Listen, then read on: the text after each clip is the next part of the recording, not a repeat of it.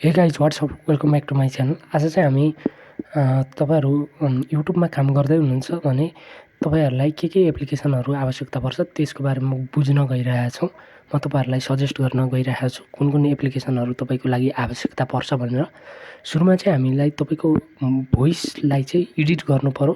भोइसमा problem आउँछ भने त्यो चाहिँ तपाईँले लेक्सिस अडियो एडिटरबाट एडिट गर्न सक्नुहुन्छ। यो चाहिँ सजिलै तपाईँहरूले प्ले स्टोरमा पाउनुहुन्छ। अनि तपाईँलाई अर्को एप्लिकेसन भनेको चाहिँ पिक्सल ल्याब भन्ने हुन्छ। यो एप्लिकेसनबाट चाहिँ तपाईँले थम्बनेल क्रिएट गर्नुहुन्छ। जस्तोसुकै थम्बनेल बनाउन पनि पिक्सल ल्याबबाट तपाईँले सक्नुहुन्छ। पिक्सल ल्याब चाहिँ धेरै इम्पोर्टेन्ट छ। तपाईँले यो पनि सजिलै प्ले स्टोरमा पाउनुहुनेछ। अर्को भनेको तपाईँले MP3 कन्भर्टर भन्ने हुन्छ। त्यसले चाहिँ भिडियोलाई अडियोमा एडिट गर्ने काम गर्छ। त्यो पनि धेरै इम्पोर्टेन्ट छ।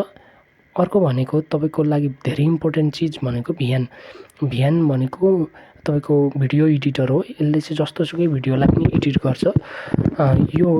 यसले चाहिँ अफलाइन एडिट पनि गर्छ। तपाईँलाई धेरै सहयोग हुन्छ। यसले तपाईँले जस्तोसुकै भिडियोहरू पनि एडिट गर्न सक्नुहुन्छ। यो सजिलै प्ले स्टोरमा पाइनेछ।